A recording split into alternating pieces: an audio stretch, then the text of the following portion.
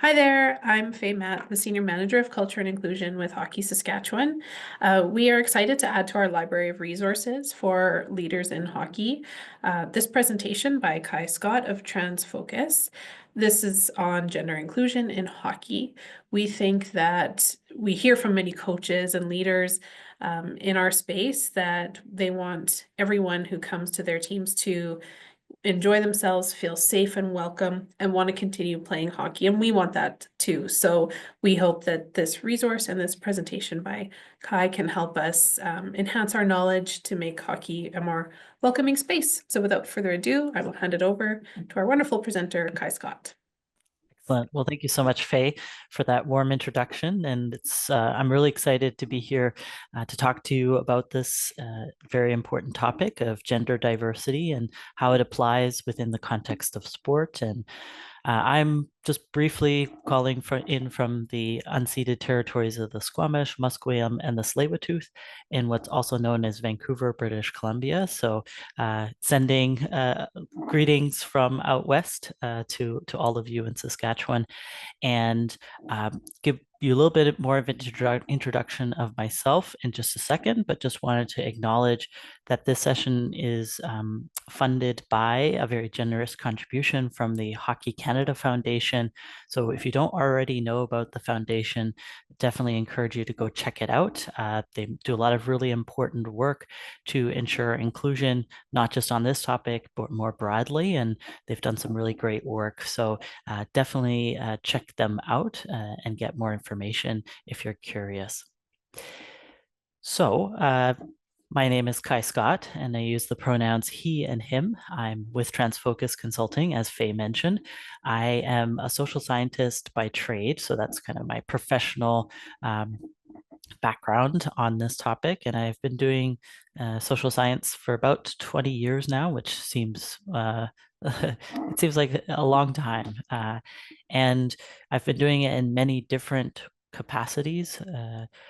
More recently in the last 10 years with on gender diversity.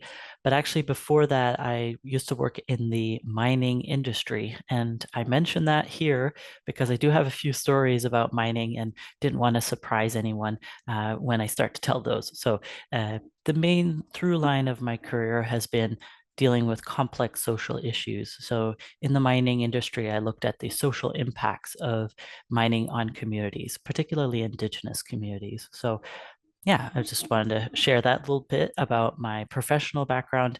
But I also have a personal touch point when it comes to gender diversity, in that I am a transgender man. So that means I'm a man in terms of my gender identity, and I was female assigned at birth in terms of my sex. Now, we'll go through terms and concepts in just a little bit. So we'll cover more than just trans men. Um, but I wanted to put myself within this much larger tapestry of gendered experiences. So I am one of many. The trans community is quite diverse, and so we'll be able to go into that a little bit deeper. But I'll share a bit from my story to illustrate some key points, and then provide some statistics to fill in the rest of the picture. What we're hoping to achieve here are a few different goals.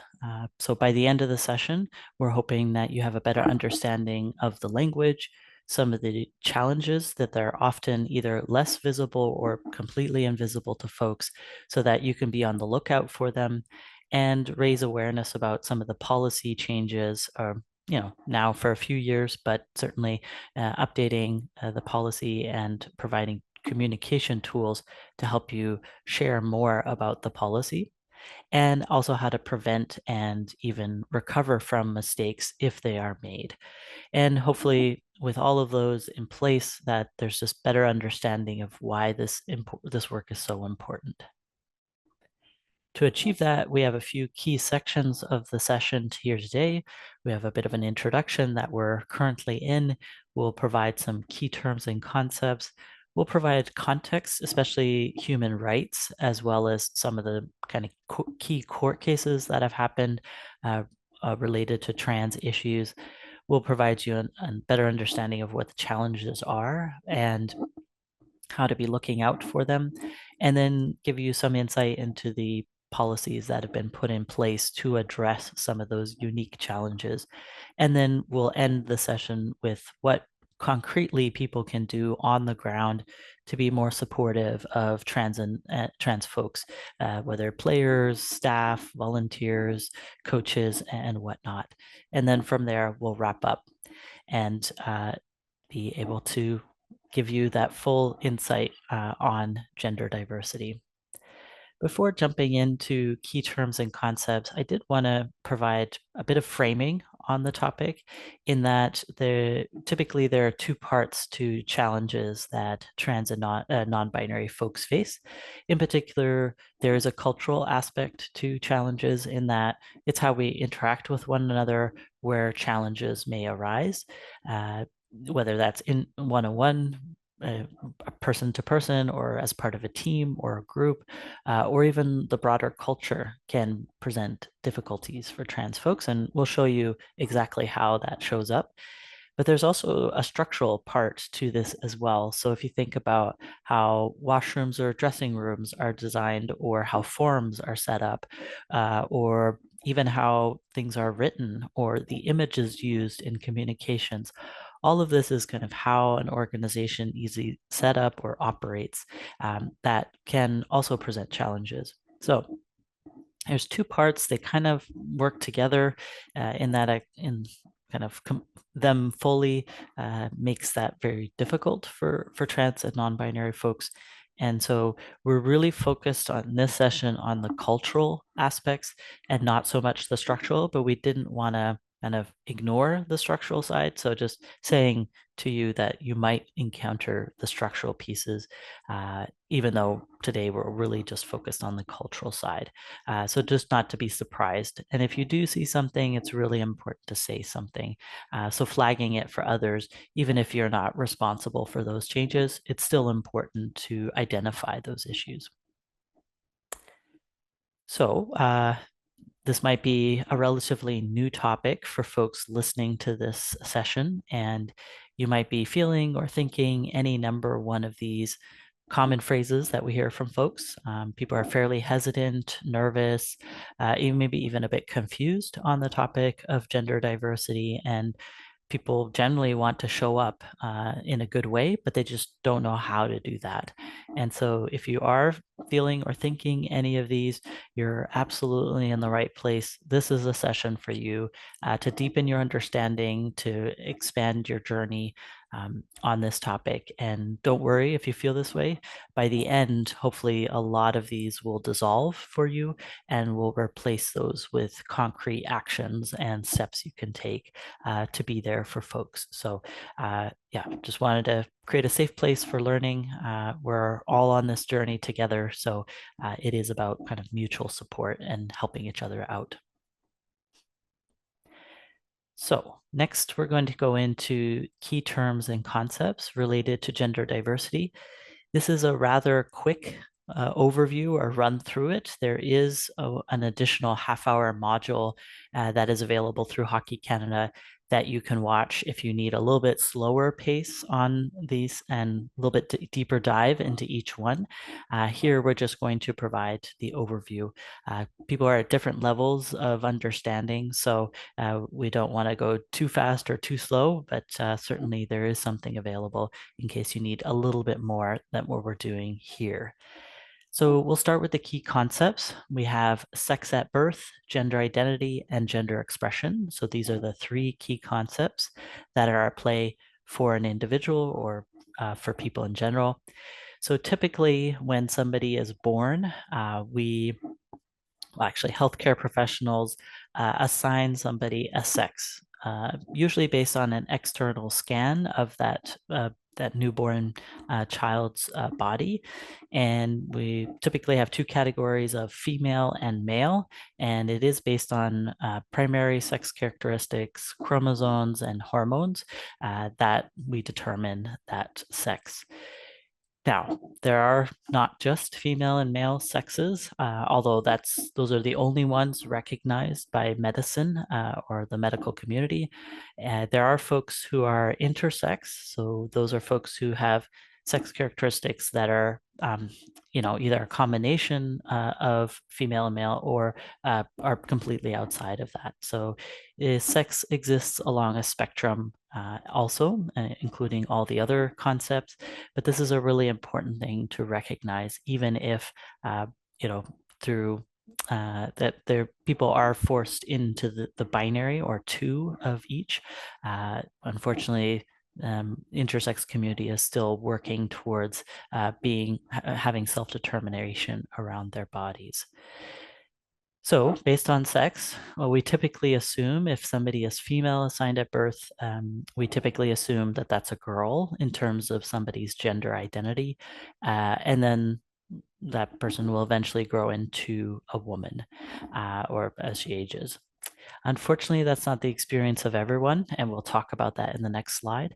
But that's why it's important to talk about sex and gender as just separate concepts. They're even though for many they're kind of the same thing or they're interchangeable, but for some folks they are different, and so that's why we're kind of separating them out a bit and talking about them separately.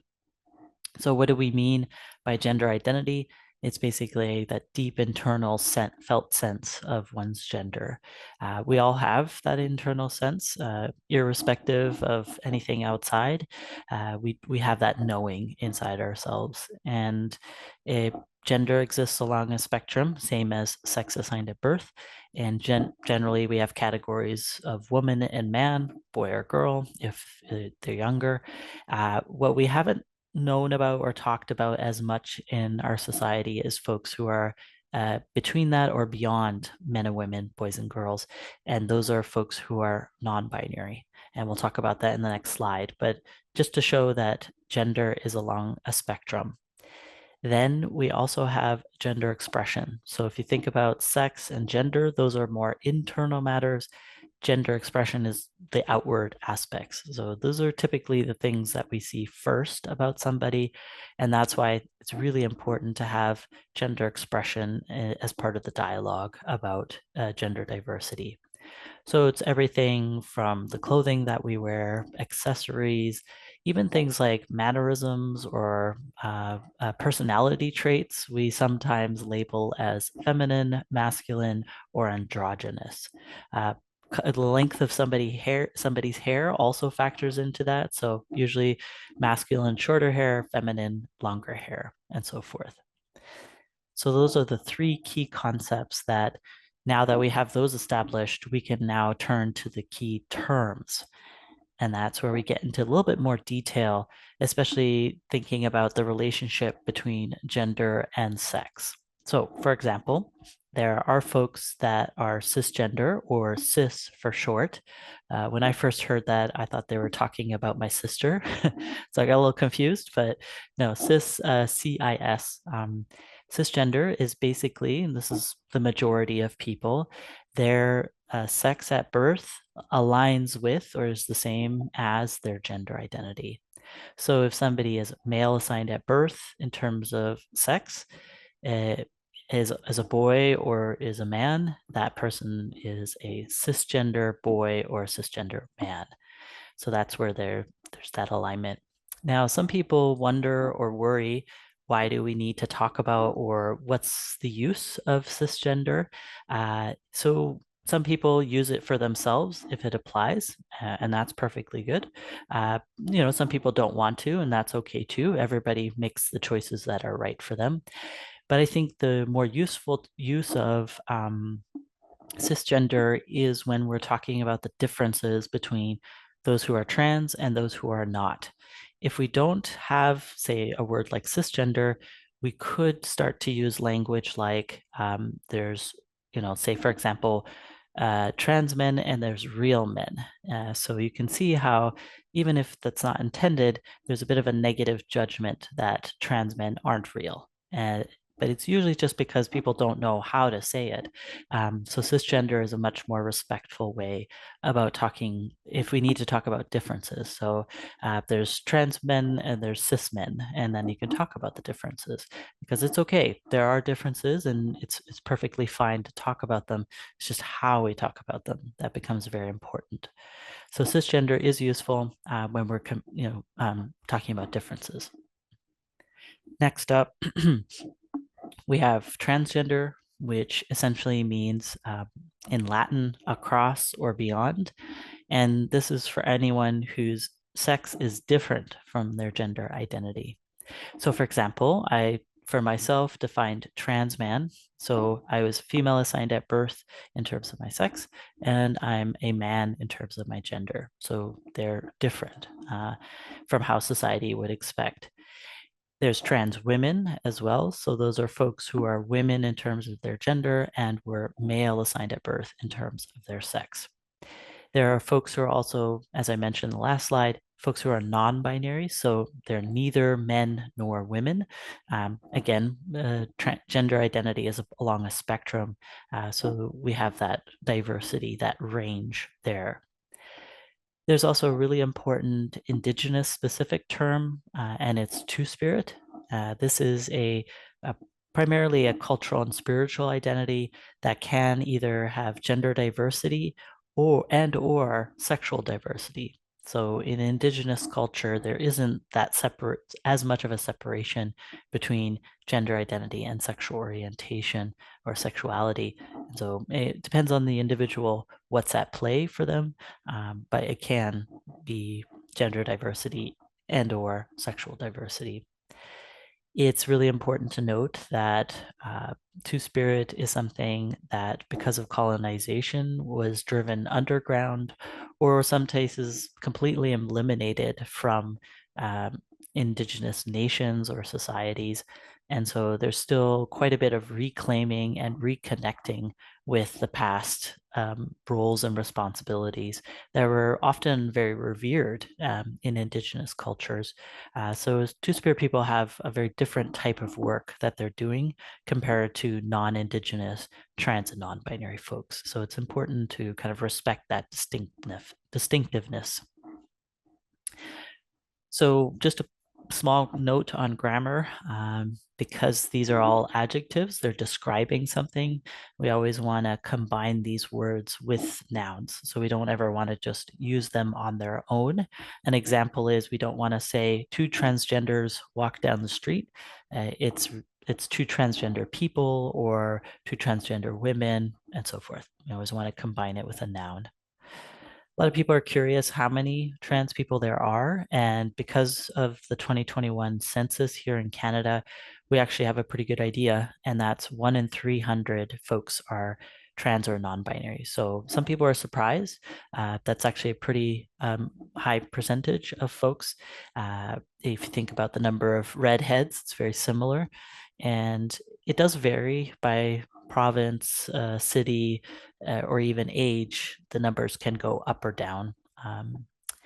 One thing to note is this is likely an underestimation because not everybody feels safe to share that they're trans with the government, or maybe they're in a home that is not supportive, so that's not recorded, or people are under or unhoused, which disproportionately impacts trans people. And so you need to be housed in order to be counted in the census. So it's just a note that this might not be capturing the full number of trans folks.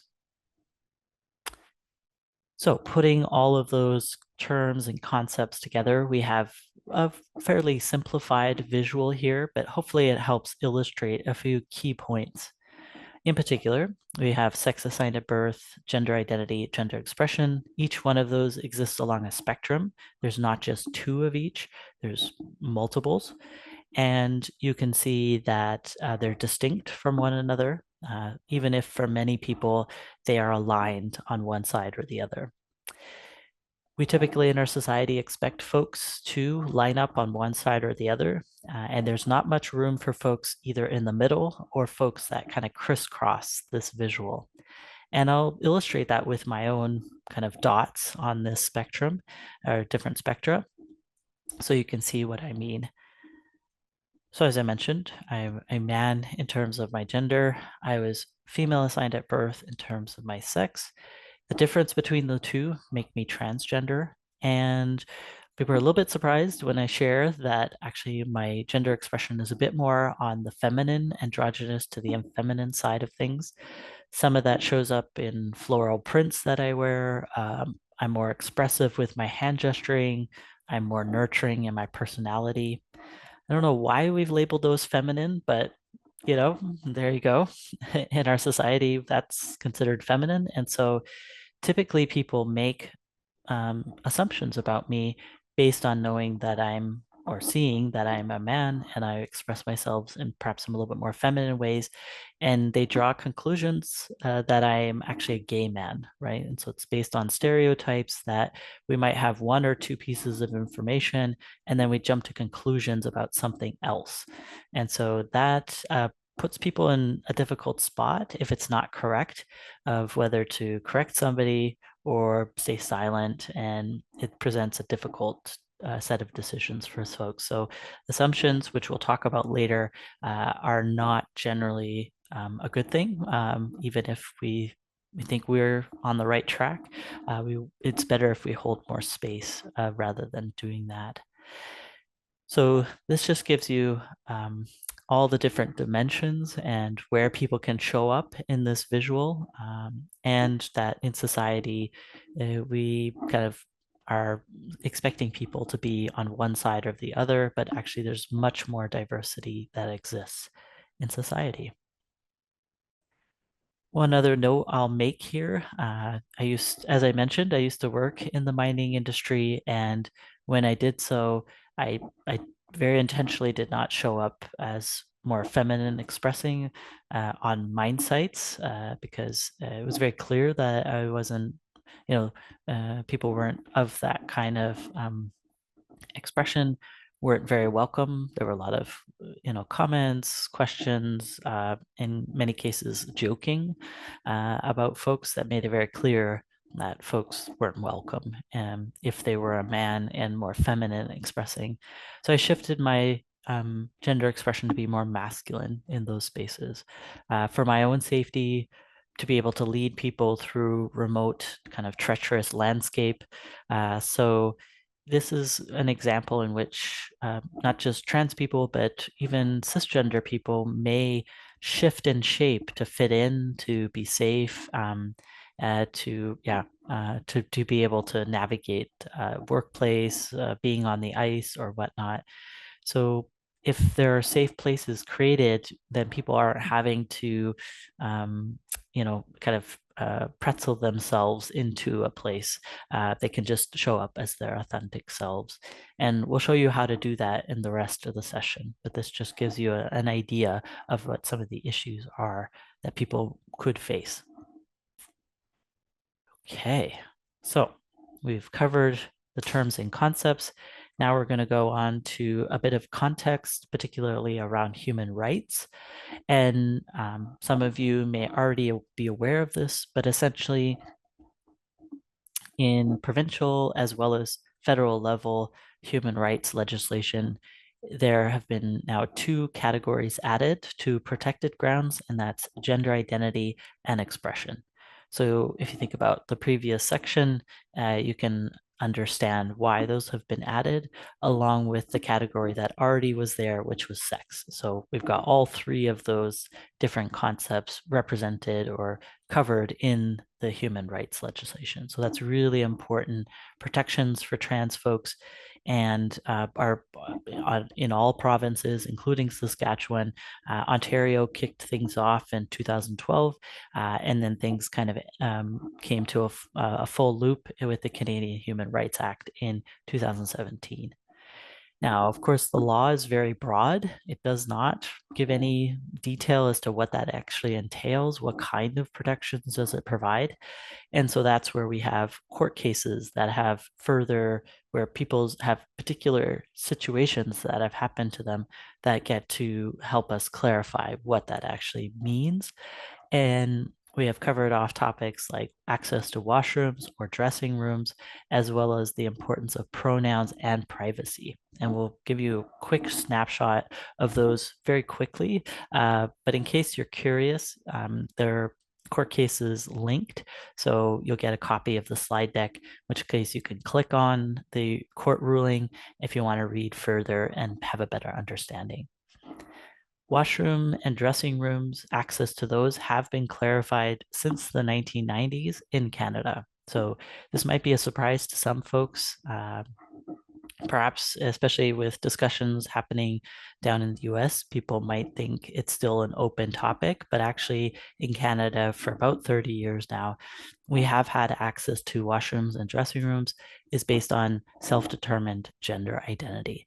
And that's really important clarification, especially for trans folks, because it's not based on sex. And so for trans men like myself, we have access to the men's washroom. For trans women, that's access to women's washrooms. For non-binary folks, they have a choice between different washroom options. Hopefully there's a gender neutral washroom option available for them. Particularly single unit washrooms are really important.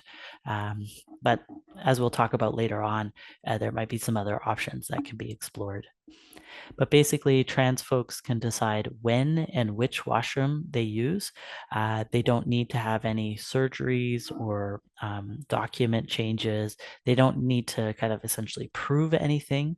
It is purely based on who they say they are, and that is trusted.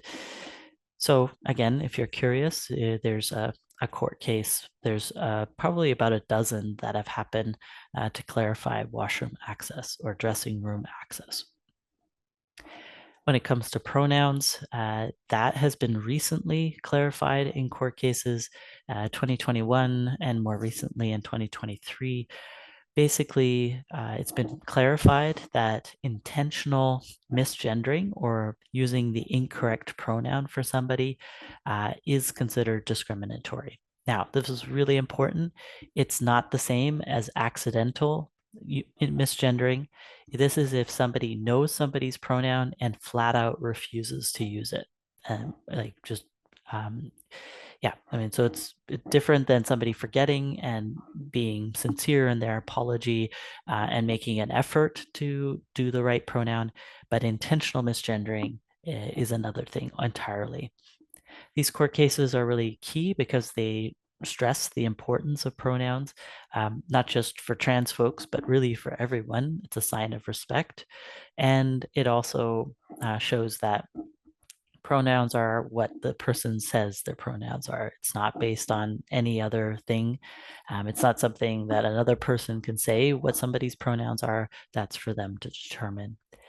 Also really important in these court cases is that leaders, if there is intentional misgendering happening, it is the leader responsible, or leaders are responsible for addressing the matter and not letting it kind of slide or think that they'll sort it out amongst themselves. That very much the leader needs to be involved to help out the matter. Of course, working with the trans or non-binary person, but not letting it just kind of thinking it's a difference of opinion. It's not. Using the proper pronouns is a basic sign of respect that everyone should be given. There's also a court case more recently on the importance of privacy, particularly for trans and non-binary folks. It shows that in this instance, somebody outed a trans person, so said to other people that this is a trans person, gave that person's past name, their past first name given to them at birth, which if you know the difference between somebody's name, say Tom and Tanya, you can very quickly figure out what's happening, that they're trans, and share this quite widely, not just with the people in the company, but also in the small community that this trans person lived in, and put this person in harm's way, made their life very difficult. And so the court ruled in favor of the trans person and very clearly said that it's not okay for people to share that somebody is trans without their permission. And so it's very much it's their story to tell, and like who and when and where or if they want to share that is their prerogative, the trans person's prerogative. So very clearly, we're not supposed to be sharing this type of private information. And also to think about it from a systems perspective, if you have two first names, it's really important to protect or make private the original, the previous first name. So there's a few things to think about and make sure are taken care of. So besides the legal changes or human rights legislation and the court cases, there's also been some administrative changes, particularly the provinces in turquoise have added an additional gender marker to driver's licenses, healthcare cards, birth certificates, a few different areas. Also federally, the passports give people the option to select gender X. So this is in addition to M and F gender markers. So this gives people the option, particularly non-binary folks could be interested and might have gender X on their driver's licenses or any other cards. The M and the F are still at play for some trans people. Trans men and women, for example, may have M or F on their driver's licenses. So X is not just for all trans people, it's primarily just for non-binary folks. So for example, on my driver's license, I have an M for, man or male. And so that reflects my gender identity.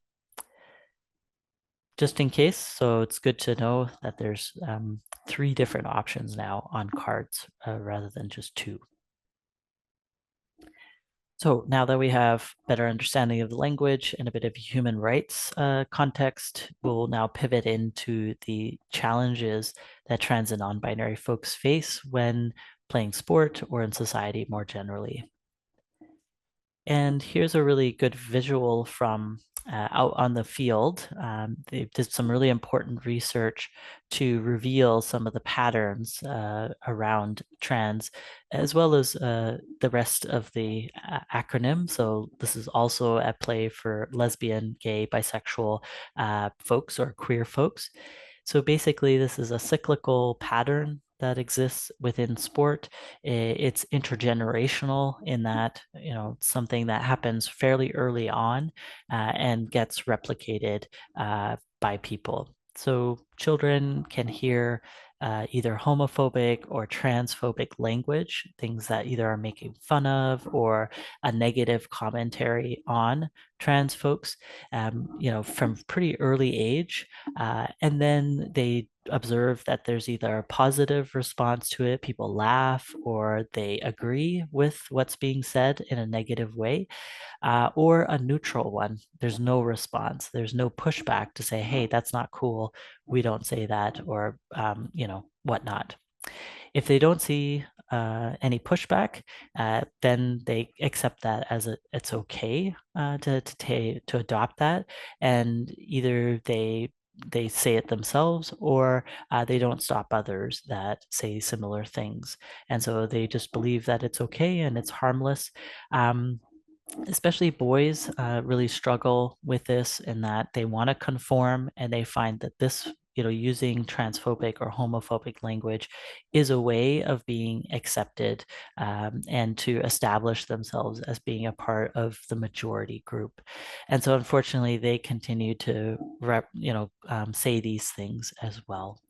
And then they pass it on to the next generation of players. And so unfortunately, this is it kind of keeps going on and on rather than stopping it or reversing it and creating a positive feedback loop. So this is how it keeps going rather than being addressed. Oftentimes, trans and non-binary folks are trying to figure out whether it's safe to be to share about themselves playing in leagues, So they're doing this really tough calculus between, do I say something about myself, say that I'm trans or non-binary, or share my pronouns, and then I'm seen for who I am, or do I stay quiet and then at least I can ensure my safety? So people are constantly ping-ponging back and forth between seen and safe. Ideally, especially through sessions like this, we can help people be seen and safe at the same time. They don't have to sacrifice one for the other. And so that's why this is so important.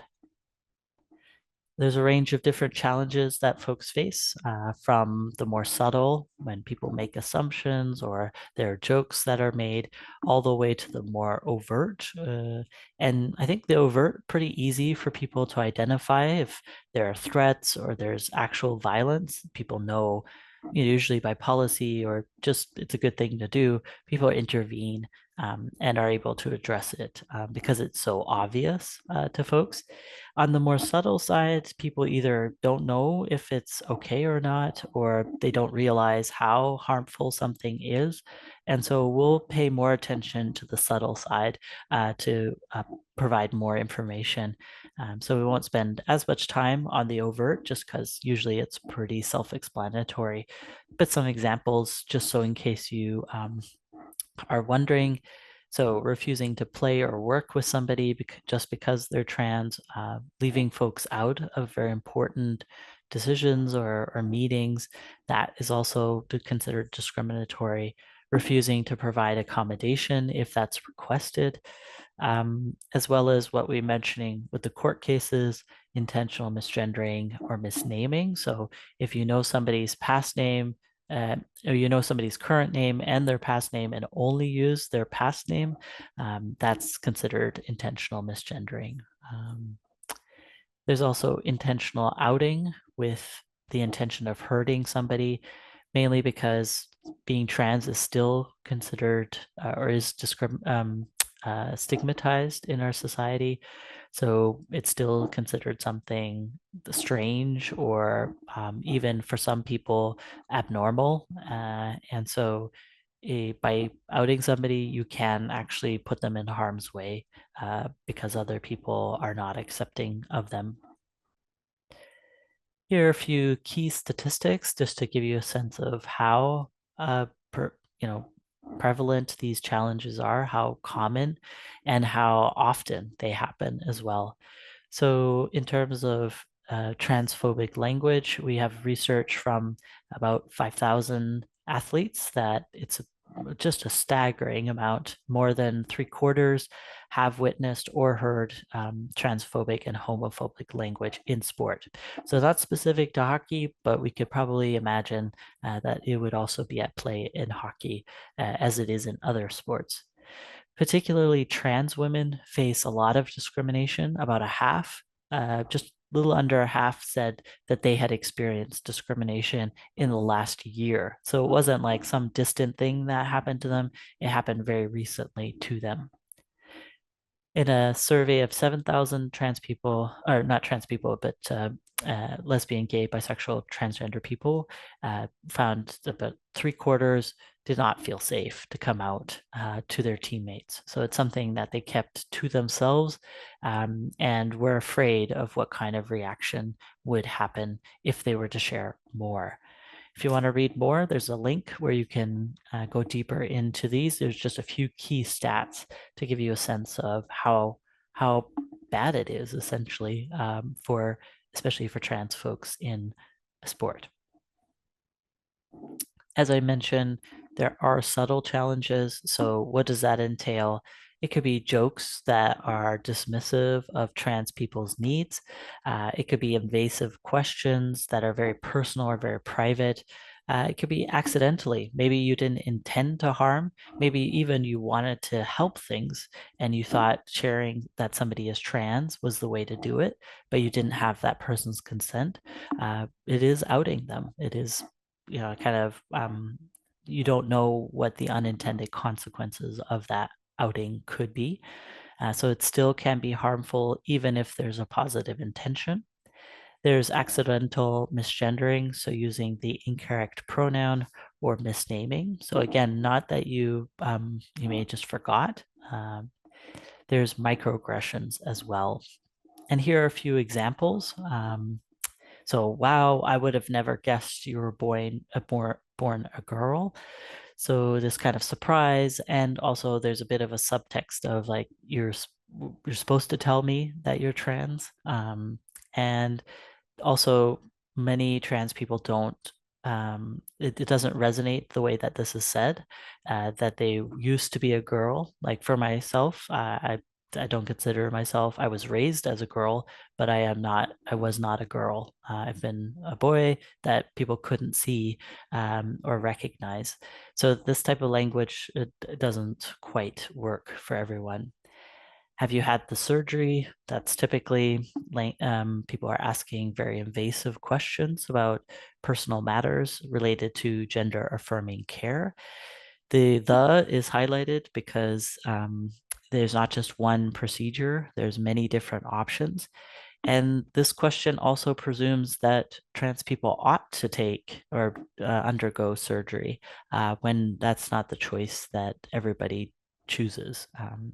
So that's a misconception about trans folks, is that everyone does surgery, when in fact people can opt for the things that are right for them. So it's a very individual journey and decision making. They them pronouns for one person is grammatically incorrect. So people will push back on singular use of they, and in that way present challenges for folks or make life difficult. Making fun of the way that trans people talk about their gender. So some people will say, I identify as a woman.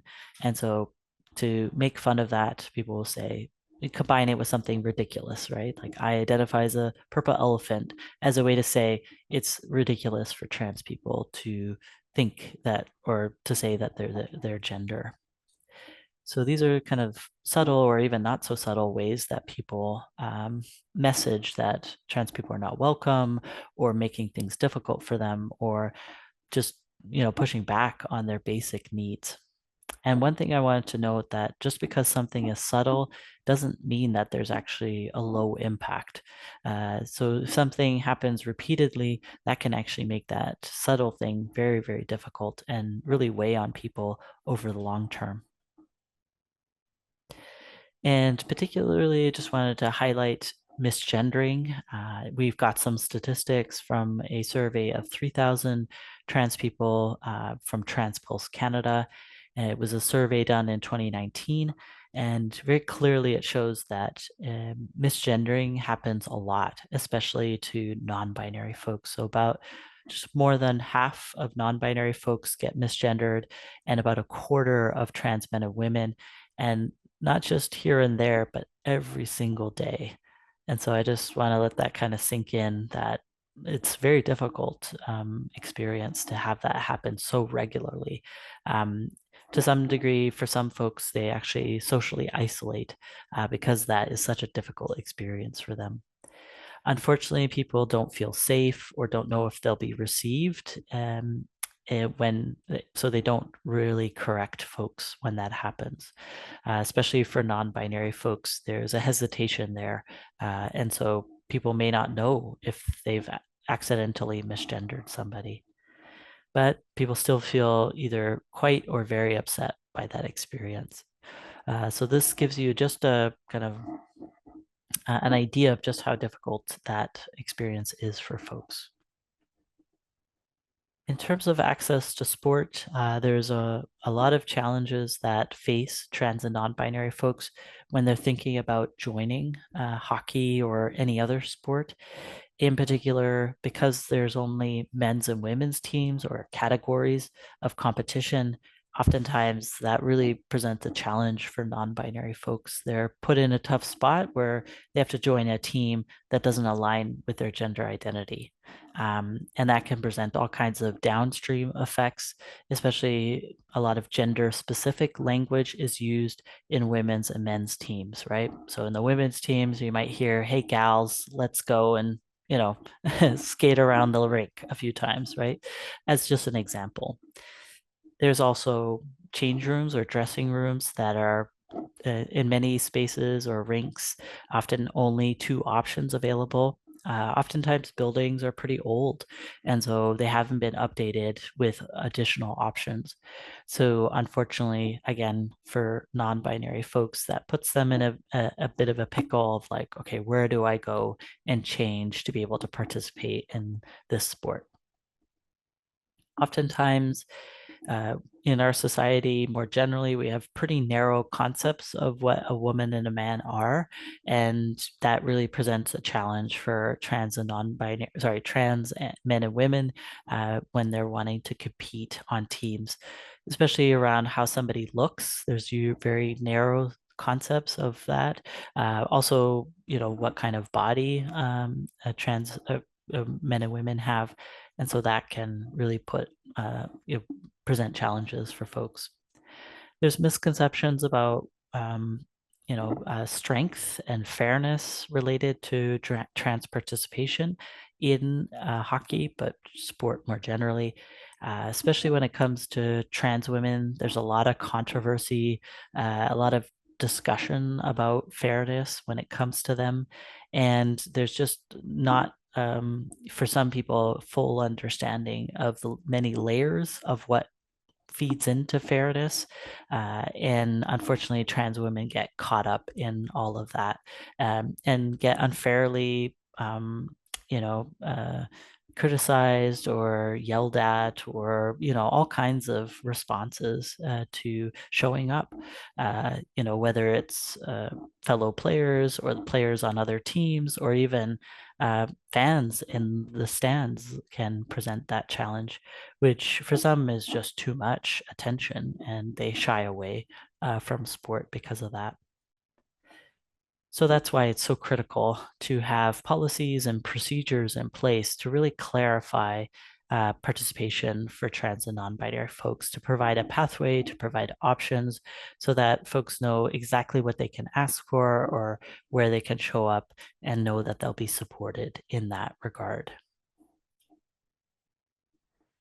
Few final notes before we go into a presentation on the policies that have been introduced. When it comes to dressing rooms and also washrooms, this is where there can be a lot of either challenge or effort involved. So for many trans and non-binary folks, if they need a washroom, which we've got a WC in this visual, but also a dressing room, if there's only two options available, that can unfortunately put people in a difficult decision-making process where either they go into one that doesn't fit their gender, and then they could face harassment from fellow facility users, or they may decide to go to another floor or maybe another building that does have the option that works for them, but then they have to go much further. They have to walk, there's more time involved, and so they could be late to practice or be late to a meeting, and so it just puts a lot more onus or a lot more effort on their part. Some people choose not to go to washrooms at all. They choose just to go at home rather than out in public because it's just too much hassle. But that's not consequence free, because to be able to go at home, unfortunately, we find through research that there's much higher levels of urinary tract infections among trans and non-binary folks because of that. So there are health consequences to holding to get to relieve oneself at home. To do that, or we hear from a survey of 27,000 trans people in the US, we find that a majority of folks choose to avoid washrooms because of that harassment or the fear of that. And in order to be able to do that, people avoid drinking and food to be able to make it home. So about a third choose that option. But unfortunately, especially when it comes to hockey or any other sport where you're exerting a lot of energy, avoiding drink is a very dangerous approach and could put people in harm's way. So this is where figuring out all the options is super important so that we don't put people in harm's way or put them in a spot where they have to make difficult decisions. And also to change the culture so that we're not having to have people look a particular way in order to access specific facilities or washrooms, dressing rooms. So in this example, not having somebody have to look feminine in order to be able to access the women's washroom or dressing room. Just be able to have people dress however it feels comfortable or authentic to themselves. Okay, so we're going to put all this together now and start to talk about solutions. And so we've dealt with a lot of the problems and the issues. So what is it that we can do about it? And that's where the policy has been super important, whether it's the gender identity and expression policy or the dressing room policy. And there's lots of supporting communication and implementation guides that have been provided. So very much encourage folks to go and read those on the Hockey Canada website. There's frequently asked questions. All of this has been developed to support folks on the ground to be able to explain these things to folks who might have questions or concerns, or a trans person who is thinking about coming out. So all of this will help you in that regard. And really, it just clarifies that trans people and non-binary folks are welcome. They're supported to participate in hockey, and just how to do that is clarified in the policy. What does it say? Basically, people can go on and go on the team that aligns with their gender identity. They don't have to have any surgery or hormones. They don't even have to say that they're trans or non-binary. It's just based on self-determination. They can go to that team. That's a really important clarification because sometimes trans people wonder if they have to say something in order to be able to access the team that aligns with their gender. But in this case, the policy has clarified that. Of course, there are some exceptions if people or if athletes are competing at an international level where there may be different guidance, depending on the international federation. There's all kinds of different approaches that are happening now. So it's important to read those and have a better understanding if international competition is at play. There's also a clarification about how to collect gender specifically and avoiding the collection of sex data on sex, making sure there's enough response options, not just boy and girl or man and woman on registration forms. And if people share their chosen first name, it's important, and their pronouns, it's important to respect those and actually use them, and might even need to have a space to be able for people to provide chosen name if it's different than their legal first name. And all of this clarification allows for much easier access for trans and non-binary folks. So that's a key reason why this policy has been put in place so that there's equitable and safe participation in hockey. Similarly with the dressing room, really important to note that we've got the dressing rooms as team spaces rather than gender specific spaces. So a lot of older buildings have dressing rooms with gender icons and labeled for that, but for the purposes of playing these and from Hockey Canada's perspective, these are team spaces. So this is important, and it might seem like it may be a bit mysterious why. That's because if you have folks women's or men's teams, you might actually have non-binary folks on those teams because they had to choose between the two. There's not a team for non-binary folks. And so you could have a team that is multi-gender. So it could be women and some non-binary folks. So that's why it's important to have this be a team space. In order for it to be a team space, we need to introduce more privacy. Usually the way that dressing rooms are set up, they may not have a lot of privacy in them, maybe especially in men's, which I noticed when I started to go into men's change rooms. They're open concept showers, right? So that's not very private, or open concept dressing rooms. And so in those cases where there's a shared space, there's a minimum attire requirement. So top and bottom in especially in the dressing room for showering, it's recommended but not required. And in so doing, we can comfortably have a space that could be multi-gender. Um, of course, it's not just about gender. There are folks that might have all kinds of other reasons why they need more privacy. Maybe they have body dysmorphia, or they have a disability, or there's some sort of medical need. So it's really important that this is a broader benefit than just trans and non-binary folks. Even with this additional pieces, there still there might be additional needs for accommodation.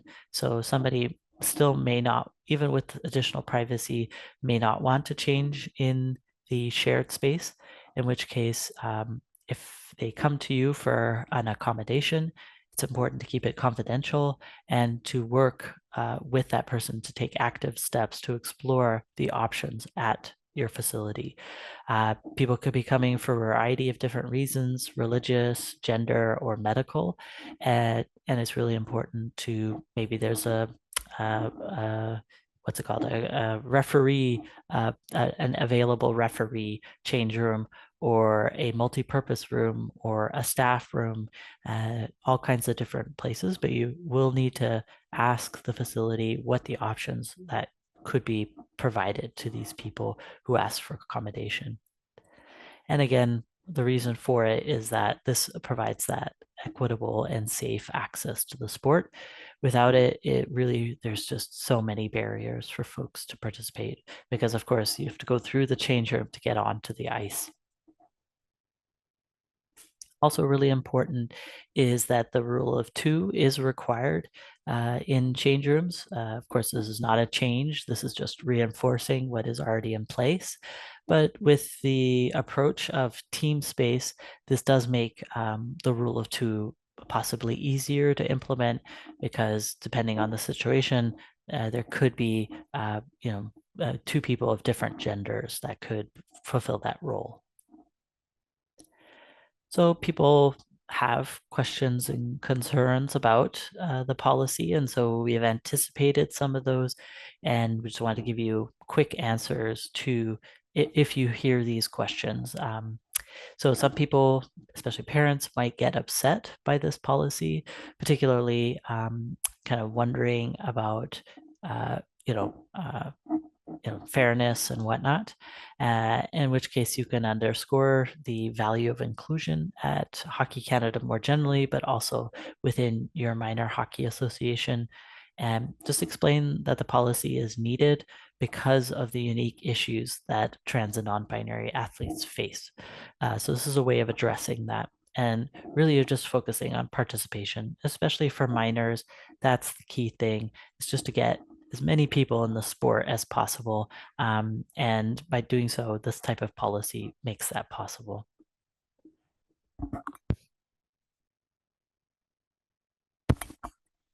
Another thing is that a scenario that could happen is another team could ask about a trans person playing on your team. And here it's really important to maintain the privacy of the trans person. So not explain by outing that trans person to be like, this is a trans girl, don't worry about it. That is actually telling her story, and that's only for her to share if she wishes. But here's a simpler response. You could just say, this person is in the right place. End of story, right? If you want to go further and broad, not about the person, but just more generally, just remind them that we don't know somebody's gender just based on looking at them or their anatomy. So there might be like an opportunity to kind of a teachable moment if it makes sense. But the key thing is that that person's in the right place. What if participants say the policy is unfair? So this, as I mentioned, comes up quite a bit, especially for trans women. And so here's a unique opportunity for you to provide a bit more information for folks. There's a really great resource from the Canadian Centre for Ethics in Sport. Uh, and you can click here and read further. But essentially, a lot of folks think that gender it gives you fairness. So if you have all of one gender, that will make things fair. But actually, gender doesn't give us everything related to fairness. It's actually a lot more complex, when in fact there's just I mean, of course, there's physical aspects to that, but there's so much more to it. And some trans women could be very similar to cisgender women. And so it's not accounting for that variety within humanity. So rather than just focusing on trans people when it comes to fairness, it's actually much better to think about what are the specifics of skill or body type or whatnot to be the measure for fairness, and then everybody is measured up against that, not just trans people but also cisgender people, and that would provide a much more direct way of doing that. But with trans people and fairness, it's not as cut and dry, and so just be able to walk people through that a bit will hopefully help. It might not address things for everyone, but it helps to be able to say that there's been some research, more is needed, but that this is, there's much more to it than as simply as all trans people in sport is unfair. And also to underscore that the policies in place are there because there are unique challenges that prevent trans people or present barriers to trans people to participating. Also, it's good to remind folks that trans people are less than 1% of the population. So there's just not going to have that many trans people showing up in general. And so, and then on top of that, if there are barriers, it even reduces the number more. So I think people sometimes imagine with these types of policies that there's going to be like a flood of trans people. There's just like many trans people on a team, when in fact that's not real what could happen just based on the numbers. So it's good to keep that in mind as well. Another concern that people express is that what if cis men or cis boys use the policy as a way to cheat and then be able to win? One, there's not a record of that happening. And so some of that has to do with the fact that being trans actually involves a lot of work. There's a lot of steps to coming out or transitioning. And so, if you think about document change, if people undertake some sort of surgery or gender affirming care, telling people in their lives, it's just so many different steps that this is, if somebody wants to cheat, there's other ways, much easier ways to do that rather than going down this pathway. So this is not something that happens just because of the complexity. And also being trans is very much stigmatized still. So uh, the that just something that somebody wouldn't really select to be able to cheat. So it's just something to keep in mind, and a way to help people understand by helping them think through it a little bit more. People will wonder who else has done this work, and within hockey, Ontario has done some work on this, or has these policies in place, as well as Newfoundland and Labrador as well. So this is not something new. This has been done within hockey. Other sports have also adopted trans inclusion measures, as far back as 2017. So this has been several years. That's the majority of national sports organizations in Canada, as well as a kind of a handful of folks down in the US and also in Europe. So this has some amount of this has been done for at least a decade now, and so there's a lot of substance and momentum behind it. So last section before we close out the session, and it's basically just to support actioning the policy to bring it to life. There is a supportive culture that goes alongside a policy. Of course, policy is only as good as people living it on the ground. And so we just wanted to give you a few more tips and tools to help you make that possible. So this is all within a framework of allyship. So being aware of the issues that we've talked about in this session, kind of be looking for them. And if somebody trans tells you about issues they're facing, to be actively listening. And sometimes that requires some humility. It might not be your experience. So it's just listening to them and taking them seriously. It's okay to make mistakes. We'll tell you how to repair any harm from mistakes and recover from them.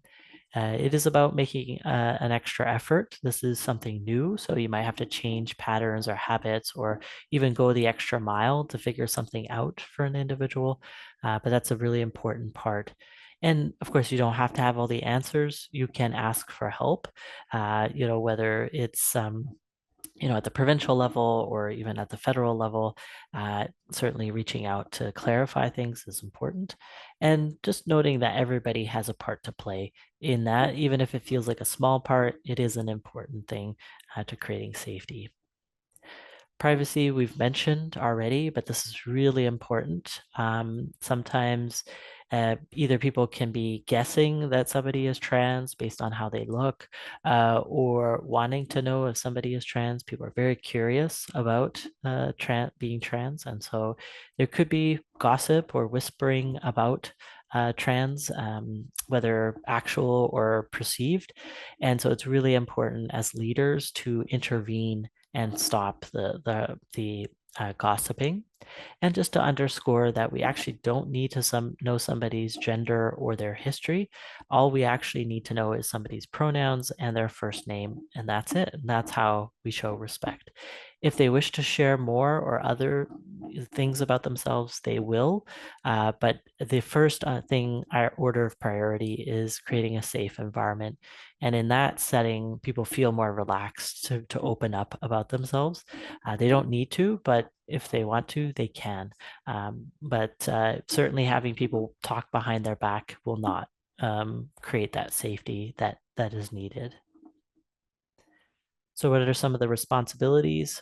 Certainly creating safety and inclusiveness. This is even if you don't know somebody is trans on the team or in the organization. So it's just in my mind, always acting as if there is one if you don't know. Because you could have somebody in your midst that has not come out or is about to come out or doesn't feel the need to share that they're trans because they've already transitioned. So really setting a tone of respect for trans and non-binary folks, whether they're there or not, is really key. Answering questions, especially with information that you've been provided here today, or by reading the communications materials, the frequently asked questions document, certainly responding and pushing back on jokes or negative comments. This is really important because if there's a trans person that isn't out on your team and they hear these jokes without any pushback, they may just, that has a chilling impact and they may not want to share more. Or just signals that it's not safe. And also there might be somebody who is cisgender who has a loved one who's trans and hears this commentary and then themselves doesn't feel very good or very safe on the team. So responding to that is really important. You could take additional actions, like if you see a structural issue, if a forum doesn't have enough options, or if the washrooms, there's not enough washroom options or dressing room options, important to share with other people and kind of signal, hey, maybe we should check out some options. And just preparing that can create a really smooth way for folks. Sharing positive articles about trans and non-binary issues with the team.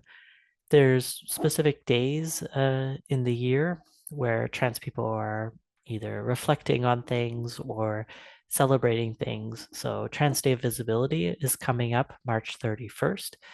So you can participate in those, or you can just share with the team that this is happening and why it's important to understand and know about. Trans Day of Remembrance in November as well. There's avoiding assumptions about player history. So if I don't share that I'm trans, often people assume that I was raised as a boy, which I wasn't. So that puts me in an awkward position of having to correct people. Or if I don't feel safe, then they don't know, like they have misinformation about me. So it's just like really difficult position to be in. So it's better just to say, rather than being assuming everybody went to Boy Scouts, just be like, I went to Boy Scouts. I really enjoyed it. What was your experience growing up? What did you enjoy doing? So open-ended questions can make that a lot easier for folks to choose what they want to share and what they don't want to share. You may see on social media that somebody has shared maybe a different name, different pronoun, or maybe even shared that they're trans or non-binary. But even though it's a public piece of information, it's really important not to share that with others on the team or among the coaches. It's really their decision when and if or what they want to share with the team. If you're very close to them, you can say, I noticed on social media you posted this. I really want to support you, and of course it's only your decision.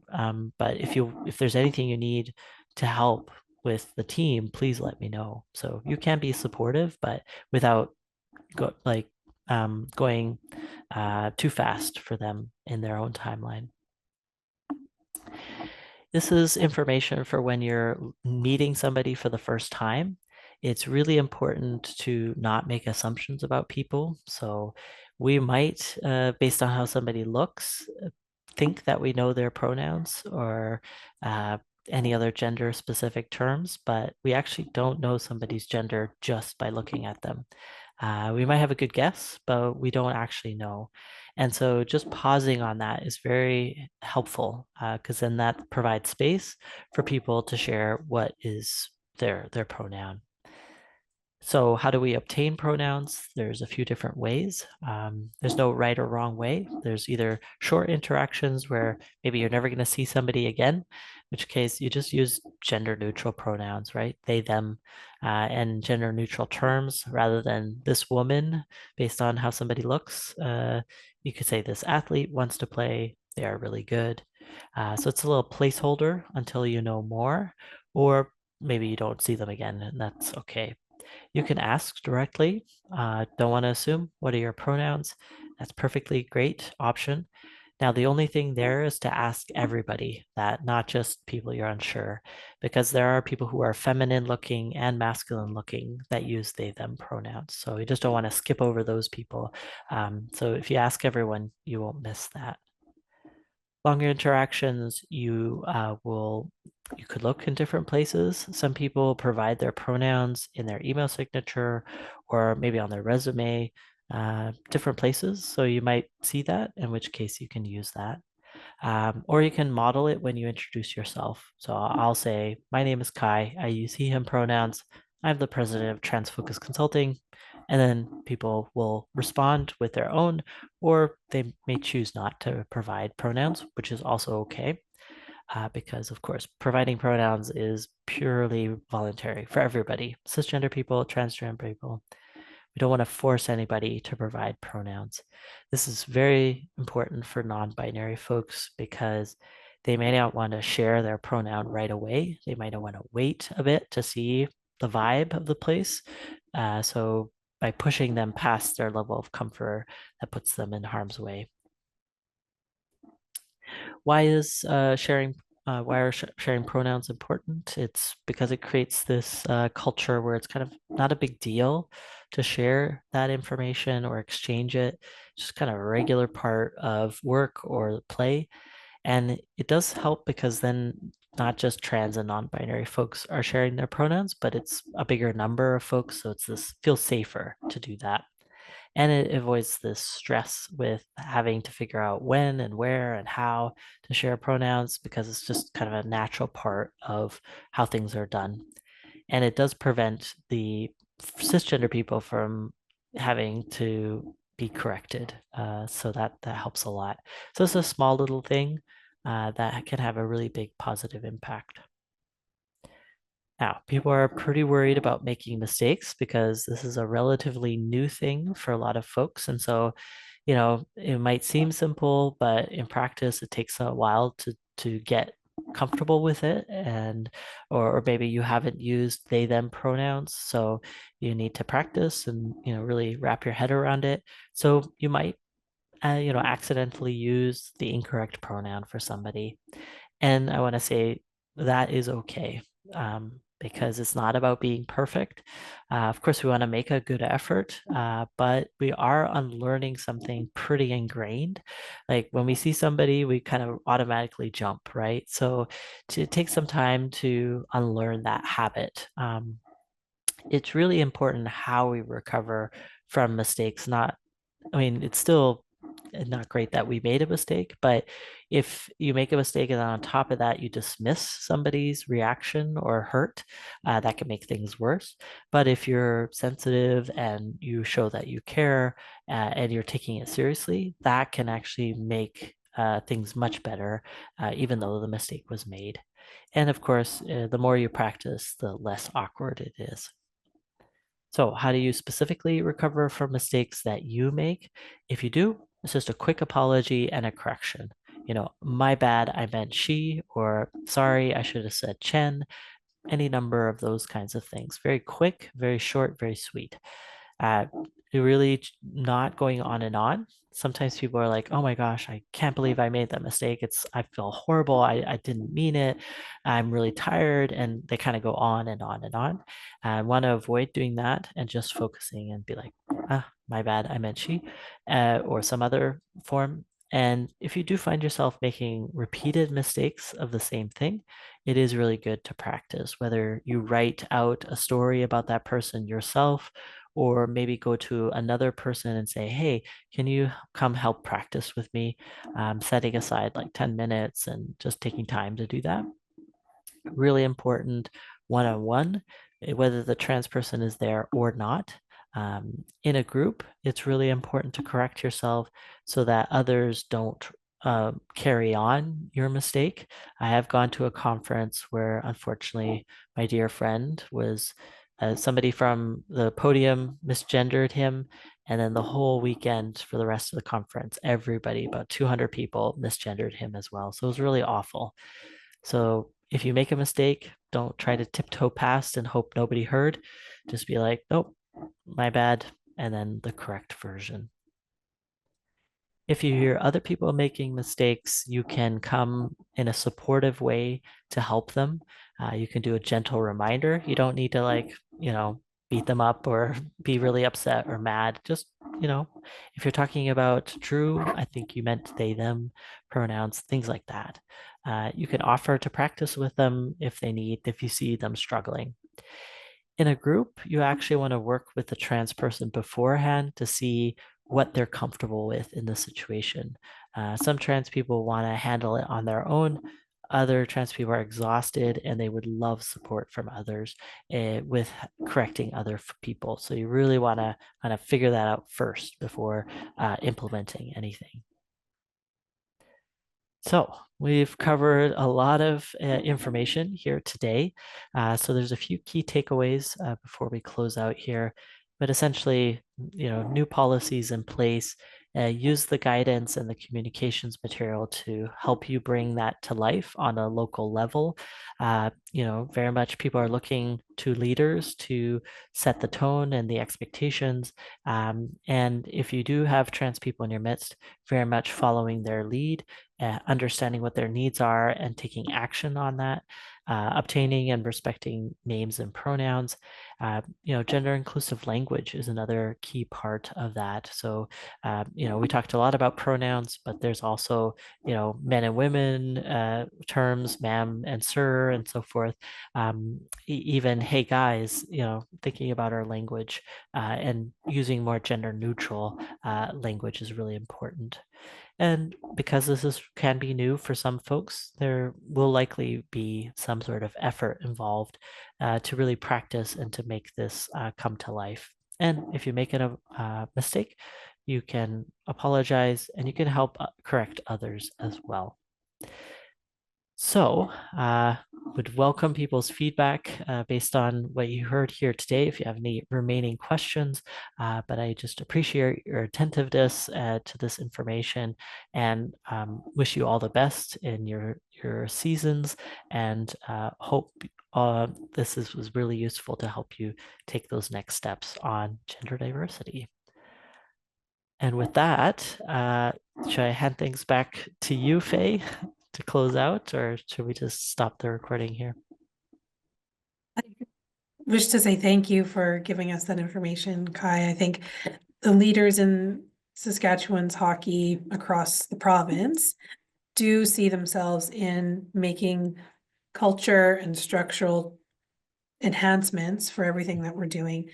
And I hope that through your session, folks see that, inclusivity is good for everyone, not only particular subgroups. I see a lot of what we've learned, if we frame it for folks who have varying degrees in gender identity.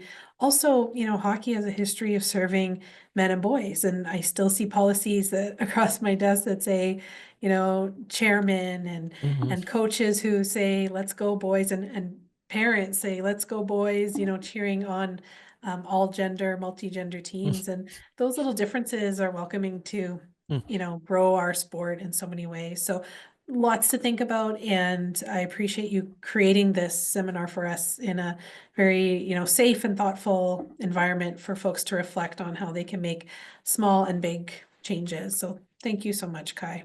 You're You're great at very what you do. welcome. Oh, thank you. I really appreciate it.